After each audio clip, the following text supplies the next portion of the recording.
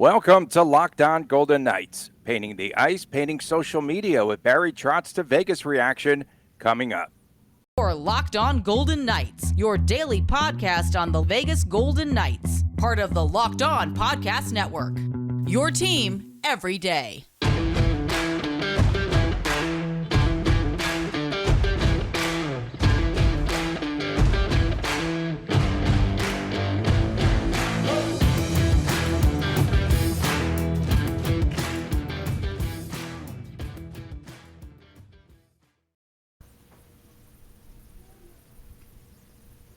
Hi again, everyone. I'm Tony Cordasco, along with, you could follow us at Locked On VGK, Twitter, and now on YouTube. Please subscribe and enjoy us live and our video content and all of that.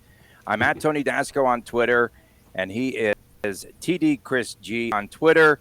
And Chris, you and your family, you went to the season ticket holder event at T-Mobile Arena yesterday. First, what did you paint, or as they call it, coat on the ice at T-Mobile, Mr. Picasso? And secondly, what was the reaction of the local VGK fans that you spoke to? So coat the ice, Tony. This is the second time the team has done it. The first year was after season number 2, after not a major. And the funny thing about coat the ice is the team is careful to mention, hey, if it's not able to be sent out by our social media, don't put it on the ice or they'll have to go and scrape it.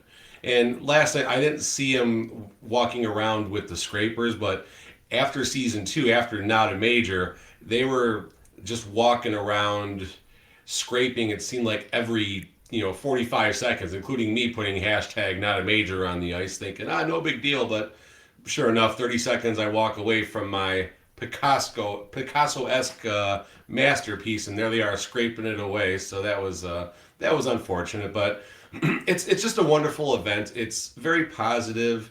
In my opinion, it's a very nice way just to simply put a bow on the season. Me and the family went 3 or 4 years ago, and now we went again last night. Kids a bit older now, so they can get down there. Wife just mentioned mentioned the Gawlik family on there. Kids were drawing VGK logos. My little girl drew a kitty cat on the ice with VGK colors and stuff like that. So it was a good time. There was something that was incredibly creative that the team did put out. Let me pull this up here. All right, so they used about 18 or 19 different Golden Knight names, pardon me, and they were able to spell out Vegas Golden Knights, but using each of the players' names in different spots, almost like a Scrabble board type thing going on. So I thought that was pretty cool. As far as people talking and stuff like that, there was a little bit of chatter about things like that, but there wasn't necessarily a lot of vibe about the next season or dwelling on the past season. The messages on the ice were all positive.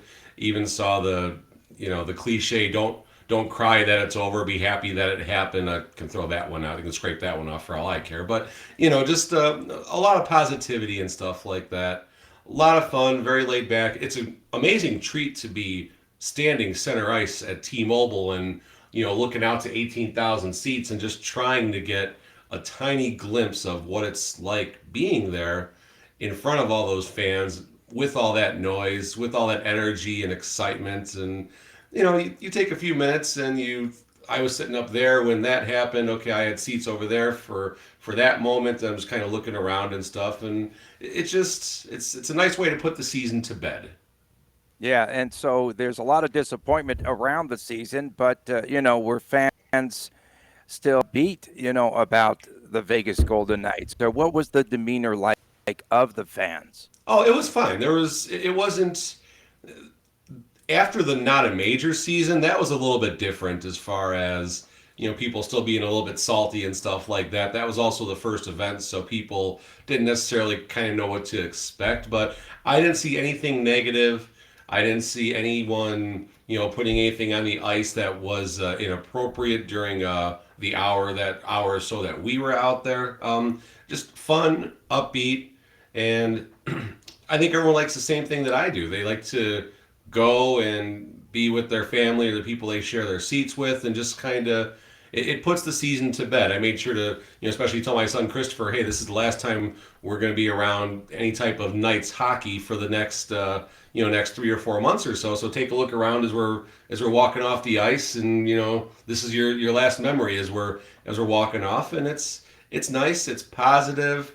There's a lot of questions. I saw a lot of positive mentions of Robin Lehner on the ice, support for all the players in general.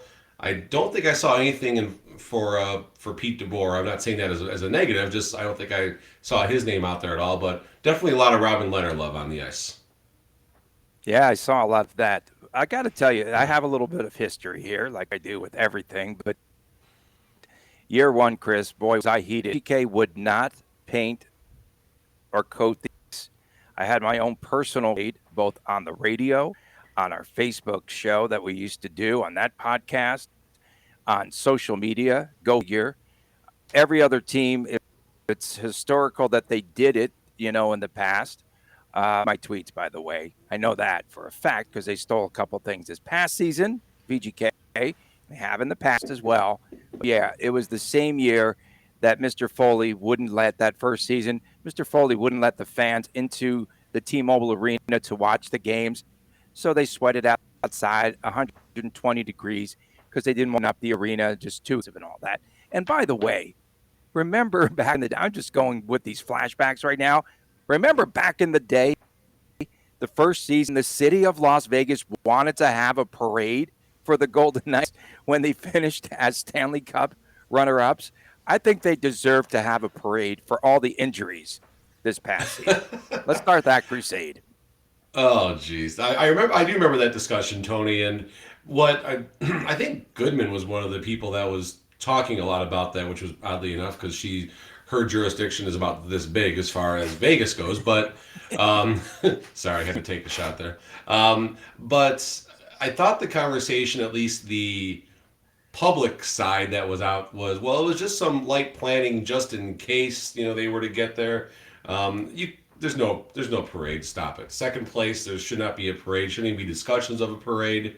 The fact that got out was unfortunate, but maybe instead of maybe not a parade down Las Vegas Boulevard, but maybe give them like a little bit like that stretch of Harmon right there behind Planet Hollywood down to Virgin, formerly Hard Rock. Maybe like a little something down there, and then they can go downtown towards the medical district.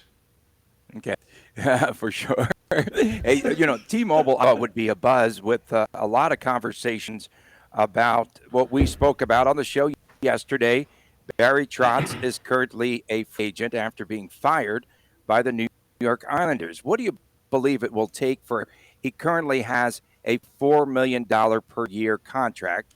So obviously I would think an extension might be first and foremost, but now there's so much talk about Barry wanting to be a part of the front office, wanting to take on a general manager role. Couldn't they just sign a contract where he is promised to be the next general manager for VGK? Wouldn't that sweeten the pot? He's in a spot where he is a Stanley Cup champion. He took an Islanders team that was not much talked about as a contending team, and 2 years in a row went to the conference final. Last year was last year, unfortunately, in a stacked conference, in a stacked division. Stanley Cup champion before that, obviously, as we all know, him carrying the cup off the ice, so to speak, at T-Mobile. So he's at the spot in his career where he can start picking and choosing. He doesn't need to look for ways to stay in the show. 59 years young, so he's got plenty of time left as far as an NHL career goes.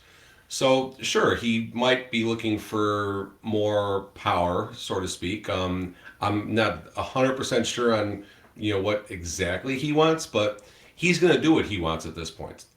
And I read some reports he might take a week or so to think it over, which will extend our Pete DeBoer watch another 10, 12 days or something like that, depending on how that shakes out. But he's earned the opportunity to pick and choose for the right situation. And I would wonder how, yesterday was the shock and awe. Barry Trotz, Stanley Cup champion. We might need a coach. Let's make this happen. But now we've had a day to process things. Trotz is defense first, which I like. I think that's old school. Although this year's playoffs, it's not about defense unless you're in your Calgary and Dallas. Everything else is 9-10 goals a game. It seems like VGK is not a defense first roster. Sure, you have people like Pietrangelo, but he can rush the puck. McNabb, Nick Hague, and stuff like that. But after that, the defense is pretty fast. So if Trotz were to come here, you might almost have to retool the defense a little bit and get some bigger thumpers, some more Nick Hague, some more Braden McNabbs, because that's what he wants back there, and that's not what the last 4 seasons of VGK has been built around. Yeah, I agree with you somewhat, Chris. However, I can't agree with the argument that folks were saying yesterday. Trotz doesn't fit the identity of this team, because right now, guess what? The identity of this team is an absolute question mark. There's no identity of this team. So why not build it again from scratch and get players that fit the system, and you still have the offensive threats, and maybe combines and retools this entire team? I think that is what is much needed around here. That's what a coach does, Tony. And I think every coach, before they are hired, what's the identity? What is Coach XYZ known for? Gallant was able to, kind of create the identity from scratch based on his history, based on the players, and you had this hybrid identity born. And it's hard to keep that overnight, so to speak. Gallant fired, 10 minutes later, DeBoer hired.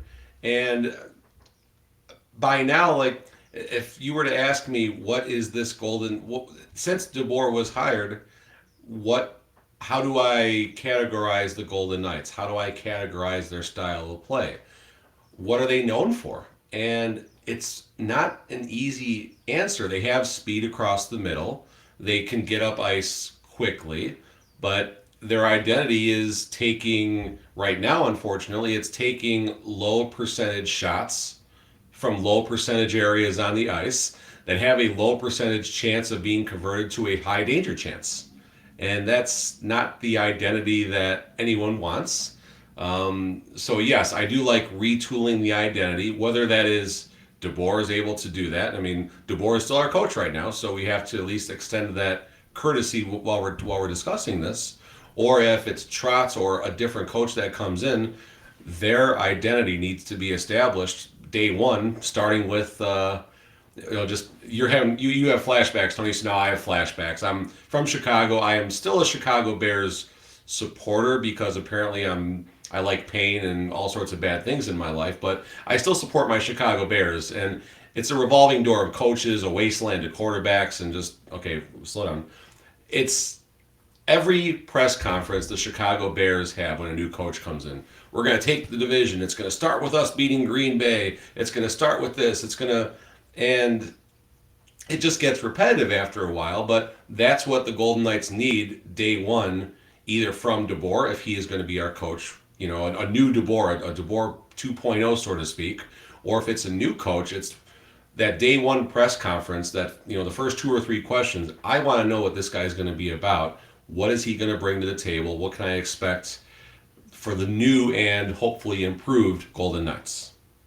And I'm a glutton for punishment because both my Rangers and your Vegas Golden Knights, one thing in common, turnovers. And I'm just sick of turnovers. And, the one thing, though, when trademarks of Barry Trotz and his teams, in the O-zone, the one that VGK lacked the most this season, put players in front of the net and playing downhill.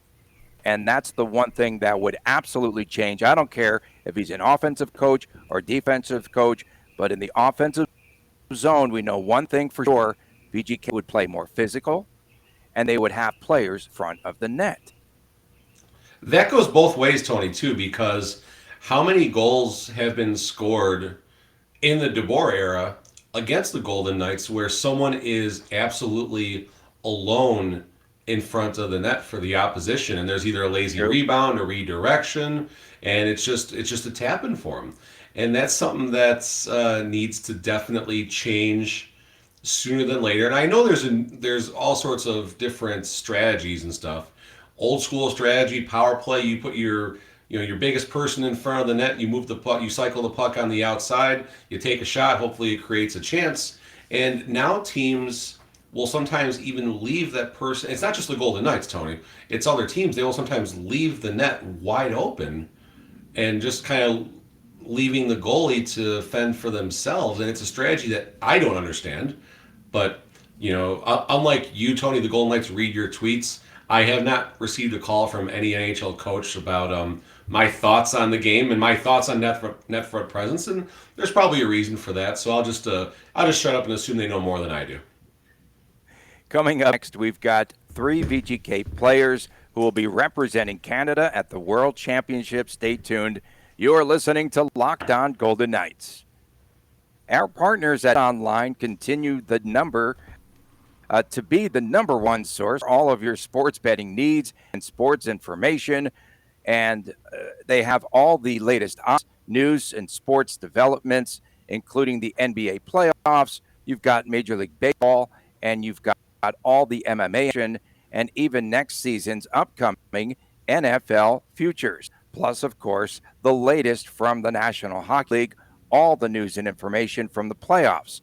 BetOnline is your continued source for all of your sports wagering needs, for all of your sports wagering information, from live betting to playoff, esports, and more. Head to the web today, or you can just use your mobile device to learn more about all of the trends and action. BetOnline, where the game starts. Welcome back, Tony Cordasco and Chris Gawlik from Las Vegas.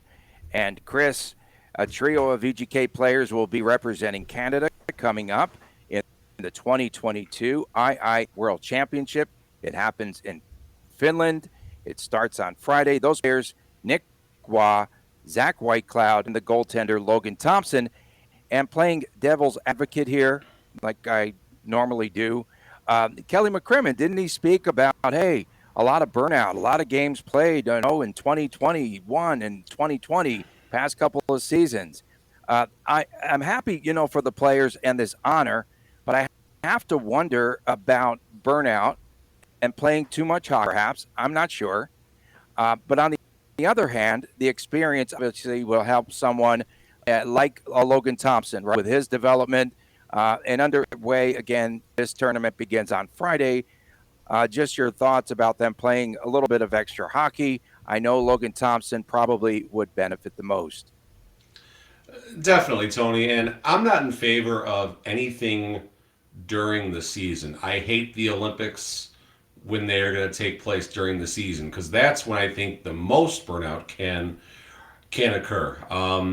We're not sending Mark Stone, Max Pacioretty, and our older vets. You're talking Zach Whitecloud, Logan Thompson, Nic Roy, all younger players who can benefit greatly from this big stage. They can gain so much leadership experience. I don't think a whole lot of burnout is going to be experienced from any of those 3 players. Hopefully Canada makes a deep run and they can play in some pressure situations, which will only help VGK down the road. Nic Roy is someone very important to the Golden Knights right now as far as where he's going to fit in next year. So many impending roster changes. There's a good chance when the dust settles, Nic Roy might play 70% of his games next year. I would say probably 80% of his games in the top 9, and at least 40 to 50% of the games possibly in the top 6, depending on how the roster is tooled from current VGK players, HSK players, free agents, and stuff like that. So Nic Roy going to get a huge benefit for this. Zach Whitecloud, an awesome season, plus 21, I think we highlighted last week on the show. So Zach Whitecloud just going to get more defensive experience on the bigger sheet of ice. So he's going to have to play a little bit of a wider game, so to speak. So a little more of a unique experience for a defenseman. And Logan Thompson, I mean, what can we say about this guy? Starts in the AHL because McCrimmon feels he's not ready. He is not ready to make the jump to the AHL yet. They signed Brossoit, in the first 10 minutes of free agency last year for that reason. Logan Thompson got us within a heartbeat of the playoffs. I think we would have been a hell of a lot more competitive than Nashville, obviously. Unfortunately, Colorado disposed of them pretty quickly. Logan Thompson starts in the AHL, works his way up. He's backing up. He gives us a shot, and here he is. He's going to get some quality starts in a world championship scenario. I mean, good for him. Good for the future of the Golden Knights. These three guys are going to make big contributions next year as a result of this experience. I don't think burnout will play a factor for these three individuals. And typically, the World Championship is for players who are knocked out of playoffs early. And as you mentioned, a number of players perhaps had turned down due to nagging injuries and just needing the rest. And Charleston's got to get ready for his wedding. Of course, they probably just turned down all the invitations. Also on that Canadian team, Matt Barzal, Thomas Chabot, and for VGK, a couple of alums are also going to be playing in the World Championship, or at least a couple that I had spotted. Nate Schmidt playing for Team USA, former Golden Knight, current Winnipeg Jet, and also Thomas Tatar is on the roster playing for Slovenia. But when you talk about his development, and this is the first time that he will be playing for the Canadian national team. He played for the under-18s. He played in the past for the under-20 team. But this past season, 78 games, had a career high in goals with 15, and he had 24 assists. He had that breakout season. My question is, I hate this word, sustainability. I have to go there with McCrimmon. Sustainability, please. So Nic Roy, sustainable, I think that's the question. And can he continue this growth? Why not? I don't want to anchor a line around Nic Roy and build him as the player who is going to make those around him better. That's not where he is right now. Maybe down the road, sure. And obviously him in a line three, or for that one amazing for those two periods when we got to roll four lines with Roy between Colasar and Carrier, that was a lot of fun. Unfortunately, that was only two periods before Colasar got hurt, and we lost that terrible game against the Sharks, unfortunately. But Nic Roy, I think he can sustain those numbers. We're not talking huge numbers or anything like that. I would like to see those numbers go up versus his contract, because we would be in a huge plus EV scenario, so to speak, where he's outperforming his contract. But Nic Roy, very sustainable. Those aren't huge numbers by any means, but they're nice numbers. And Nic Roy is going to be, say it again, I think he's going to be a key contributor all throughout the lineup next season, given all the changes that we're expecting. Now, development doesn't necessarily mean numbers, right? It doesn't mean Correct. Goals scored, and it does not mean assist. It just means how valuable you are on the ice. And we've talked about Zach Whitecloud repeatedly on this show because contributions, and he's a valuable player because it doesn't matter if he scores or not. He's playing well defensively, and you have to have a player like that on the ice. No doubt. And, I know you just said stats aren't as important. I certainly get that. A stat that seems to be washing up a little bit is plus minus. A lot of people seem to be discounting a stat like plus minus, and I don't necessarily agree with that. You get a minus if you're out there when a goal is scored against you. You get a plus if you're out there when a goal is scored. Special teams obviously play into that too. But Whitecloud was a plus 21. A plus 21 in a season where the Golden Knights, I think their plus minus goal differential in the regular season was a plus 18. It was not very big by any means. If you give me 10 seconds, I'll tell you exactly where they were, because now I'm curious. The Golden Knights last year, they were plus 18. Wow, good reporting, Gawlik. They were a plus 18. Whitecloud exceeded that in a season where there wasn't as much scoring. So Zach Whitecloud is quietly becoming our most important defenseman on a defense that has Pietrangelo, Alec Martinez, and Shea Theodore. Zach Whitecloud is the one who's going to take care of home. And with Zach Whitecloud, there was a nice tweet yesterday by Hockey Indigenous that said that congratulations to the Sioux Valley Dakota Nation and their very own VGK defenseman, Zach Whitecloud. This is a big honor for him in making Team Canada, and also the Sioux Valley Dakota Nation will be attending the IIHF World Championship in Tampere and Helsinki, Finland. So that is great news. And then when it gets to Logan Thompson, I'm just wondering, what are some of the areas that you might feel he needs to work on, he needs to improve on, and he needs to also prove that he wasn't a flash in the pan, right? And that he just wasn't this one-hit wonder moving forward. But what were some of, his weak areas that you feel teams started to exploit? I know, obviously, forehand to backhand on, of course, the shootouts. I think that's something he needs to be more aware of and all of that. But, I mean, he's very sound, fundamentally, I think. And one of the areas that really impressed me over Robin Lehner, if I will, the fact that he did not allow a lot of rebounds in front of the net. He just gobbled up the puck, sat on it, did whatever he had to do, grabbed it with his mitt, and he did not allow of rebounds. I thought that was outstanding on his part. But what you have seen, and you're around hockey a lot, and you're on the ice a lot, watching players, the development of players as such, what do you feel he might need to improve on? I'm going to start off ice with Logan Thompson and social media. Go figure. Golden Knight goaltender social media discussion coming. Logan Thompson has confidence. He's got swagger. He likes commenting in post-game pressers when things are going well, pointing out all the goaltender experts in their parents' basement and all those things. And he's called out people who have criticized his style before. After he got a shutout, he I don't know if he took a shot at McKenna. I forgot who he took a shot at. But point being, there's a lot of noise around an NHL goalie, not just a Vegas Golden Knights NHL goalie. But you got to find a way to block that out. I don't mind a goalie on social media. I don't mind anyone on social media. I think it's fun and I think it's playful, but he, I think, kind of takes that to a different level, a personal level at times, and he's going to have to find a way to curb that, number one. As far as on the ice, he plays very controlled, I feel.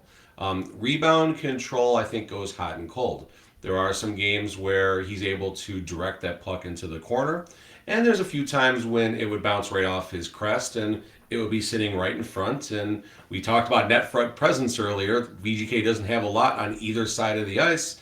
So if he lets that rebound just waver in front of him, there's a good chance it's going to be converted to a goal. So I would say not improvement, but continuous improvements on rebound control. At times I feel he's a little bit out of control, almost a little bit Marc-Andre Fleury-esque. Marc-Andre Fleury is not a big body goalie. And, going back, I watched, me and my kid were just watching some random season 1 recaps of the Golden Knights, and you watch all these amazing saves that Marc-Andre Fleury was making, but a lot of them, Tony, are because of his style. He glides a lot, he moves a lot, and he could be going right, someone comes left, he makes this amazing diving save, which is awesome for the highlight reel, but it's because he was a little bit out of position to begin with. And that's not a criticism, that's just his style of play. And Logan Thompson, I feel, was doing the same sometimes, but he does not have the speed that Fleury has. He's a bigger body. So almost a little more of the Robin Lehner control, not slow reaction time, Tony, but the Robin Lehner control, I think, would really help Logan Thompson in his developments and increased concern, if you will, increased attention to detail about rebound control.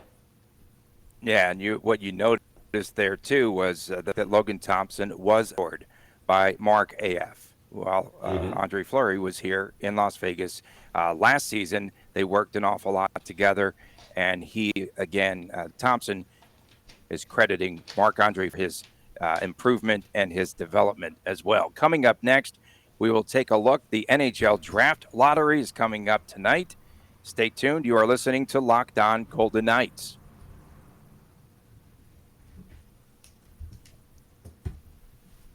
Welcome back to Locked On Golden. It's Tony Cordasco, Chris Gawlik from Las Vegas. And for your next listen, we invite you to check out Locked On now. It's your nightly recap of every NHL game. They have analysis from the local experts, free and available wherever you get your podcast. And tonight, Chris, the NHL Draft Lottery takes place. Of course, VGK has zero chance, 0.05% of a chance of winning it, but they can't. We'll get into all these rules and everything else. Montreal Canadiens have the best odds currently, and the Blue Jackets and the Sabres really be in line to stock some picks here. Two drawings, one for the top pick and one for number 2 tonight. Only the top 7 teams in the lottery are eligible now for the top pick. Canadians at 18.5% to win it. Coyotes, they need a break. They're second best at 13.5%. Buffalo, as we know, acquired VGK's their first pick, I should say, in the Eichel trade.